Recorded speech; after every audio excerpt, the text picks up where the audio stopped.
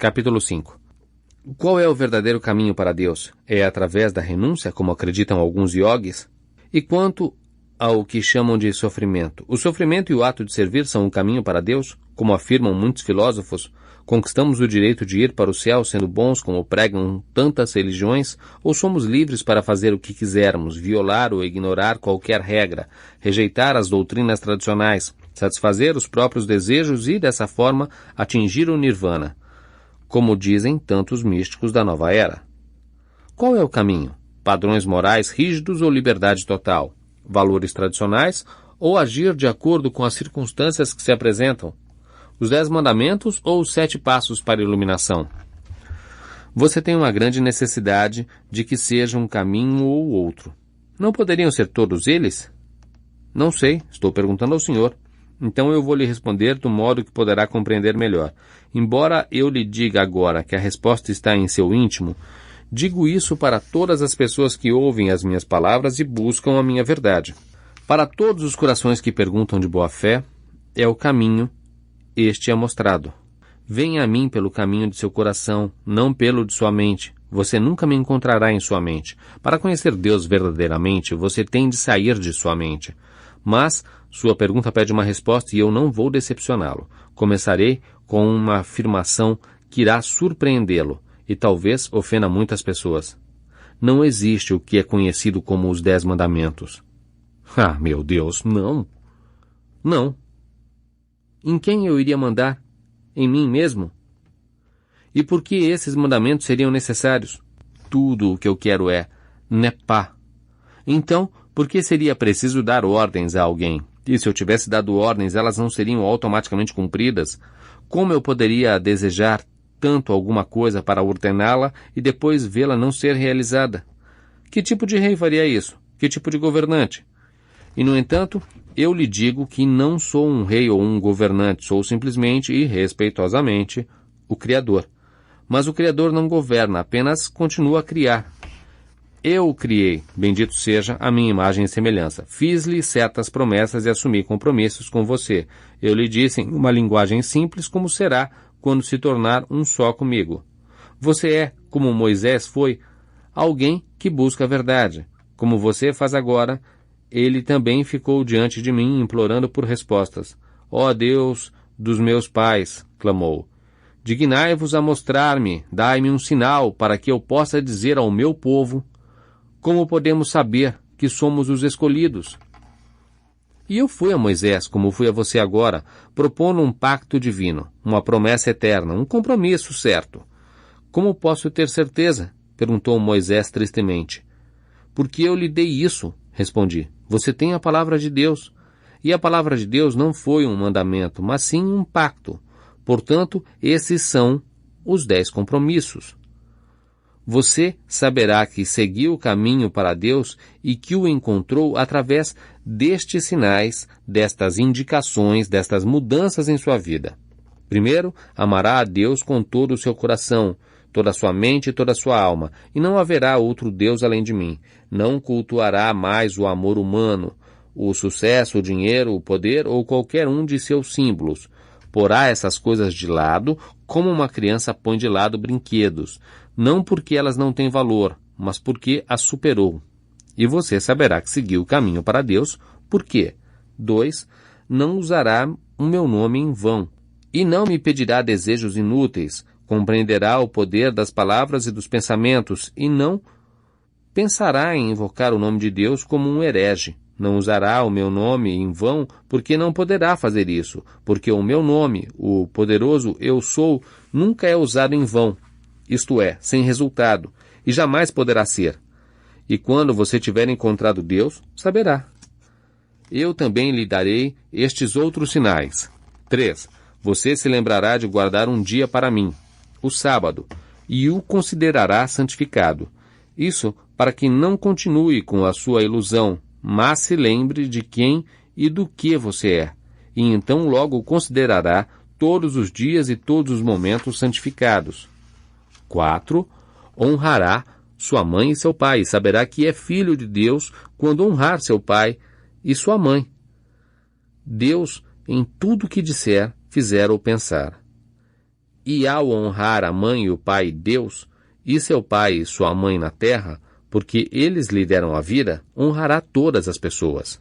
5. Você sabe que encontrou Deus ao observar que não matará, isto é, propositadamente e sem motivo, porque quando você entender que de qualquer modo não pode pôr fim à vida, toda a vida é eterna, não escolherá por fim a uma determinada encarnação ou mudar qualquer energia vital de uma forma para outra sem a justificativa mais sagrada. Seu novo respeito pela vida o fará honrar todas as formas de vida, inclusive as plantas, as árvores e os animais, e exercer influência sobre eles de alguma forma apenas quando isso for absolutamente necessário.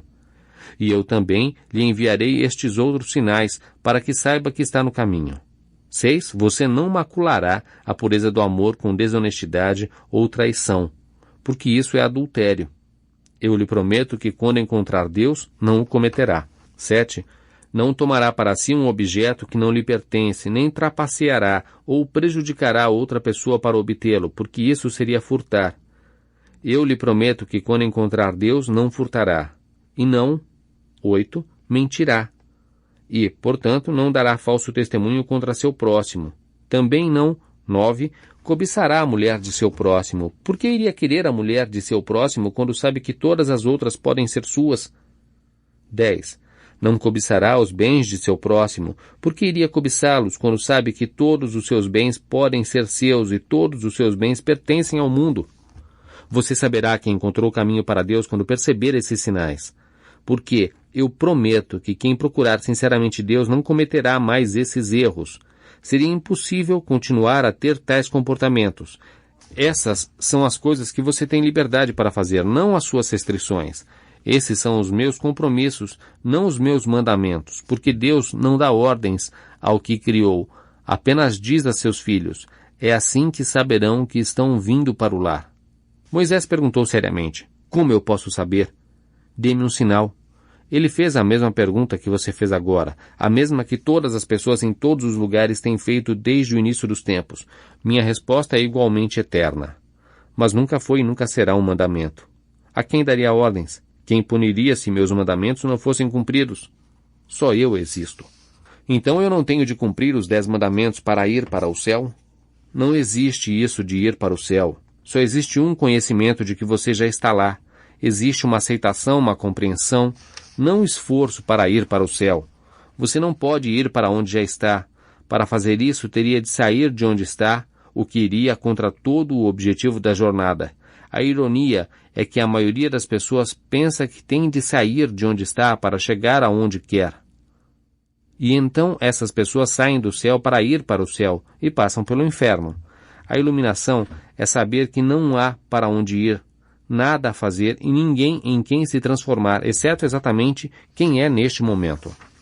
Sua jornada não leva a parte alguma. O céu, como você o chama, não está em outro lugar, está aqui, agora.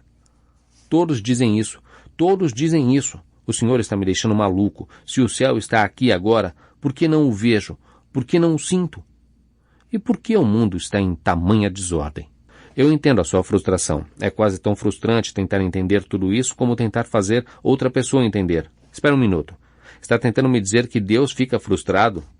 Quem você acha que inventou a frustração? E você imagina que pode experimentar algo que eu não posso?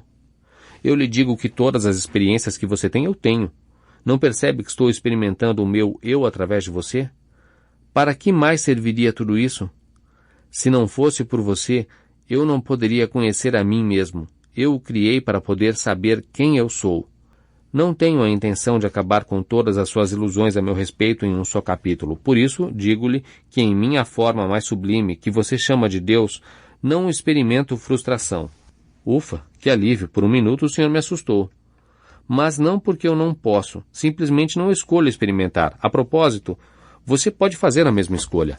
Bem, frustrado ou não, eu ainda queria saber como o céu pode estar aqui se não o experimento. Você não pode experimentar o que não conhece, e não sabe que está no céu agora porque nunca o experimentou. Veja bem, isso é um círculo vicioso. Você não pode experimentar, ainda não encontrou um modo de fazer isso, o que não conhece e não conhece o que não experimentou. O que a iluminação o convida a fazer é conhecer algo que não vivenciou e, portanto, experimentá-lo. O conhecimento abre a porta para a experiência e você imagina que ela é de outra forma. Na verdade, você sabe muito mais do que provou. Simplesmente não sabe que sabe. Por exemplo, você não entende que existe um Deus, mas pode não perceber que sabe disso. Então fique esperando pela experiência e o tempo todo a está tendo. Contudo, está vivendo-a sem saber. O que é como não vivê-la? Estamos andando em círculos aqui. Sim, estamos. E em vez de andar em círculos, talvez devêssemos ser o próprio círculo. Este não tem de ser um círculo vicioso. Pode ser um círculo sublime. A renúncia é uma parte da verdadeira vida espiritual? Sim, porque em última análise todos os espíritos renunciam ao que não é real. E nada na vida que você tem é real, exceto o seu relacionamento comigo. No entanto, a renúncia em seu sentido clássico não é necessária. Um verdadeiro mestre não renuncia a algo, simplesmente o põe de lado, como faria com qualquer outro objeto que não lhe fosse mais útil. Há pessoas que dizem que você deve dominar os seus desejos. Eu digo que deve apenas mudá-los. Na primeira vez, isso parece ser uma disciplina rigorosa. Na segunda, um exercício agradável. Há pessoas que dizem que para conhecer Deus, você deve resistir a todas as paixões terrenas. Todavia, compreendê-las e aceitá-las é o suficiente. Aquilo a que você resiste perdura. As coisas para as quais olha desaparecem. As pessoas que realmente tentam resistir a todas as paixões terrenas, com frequência se esforçam tanto para atingir esse objetivo que poderia ser dito que isso se torna sua paixão. Elas têm uma paixão por Deus, um desejo profundo de conhecê-lo, mas paixão é paixão e trocar uma por outra não a exclui. Por isso, não julgue as situações pelas quais tem paixão, simplesmente as observe e depois veja se são úteis para você, dado quem é e o que deseja ser. Lembre-se de que está sempre se criando, decidindo quem e o que é. Você decide isso em grande parte através das escolhas que faz quanto a quem ou o que desperta a sua paixão. Frequentemente, uma pessoa no que você chama de caminho espiritual parece ter renunciado a todas as paixões terrenas e humanas. O que ela fez foi compreender isso, dar-se conta da ilusão e pôr de lado as paixões que não lhe são úteis, o tempo todo apreciando a ilusão pelo que lhe proporcionou, a chance de ser totalmente livre. Paixão é o estímulo que nos leva a expressar quem realmente somos. Nunca negue a paixão, porque isso é negar quem você é e quem realmente deseja ser. Quem renuncia nunca nega a paixão, simplesmente nega a preocupação com os resultados. Paixão é gostar de fazer, fazer é ser, como experiência. Contudo, o que é frequentemente criado como parte do fazer? Expectativas. Viver sem expectativas, sem necessidade de resultados específicos, é liberdade, santidade. É como eu vivo. O senhor não se preocupa com os resultados? Absolutamente não. Eu me alegro com o que crio, não com resultados. A renúncia não é uma decisão de negar a ação, mas sim de negar a necessidade de um determinado resultado. Há uma grande diferença.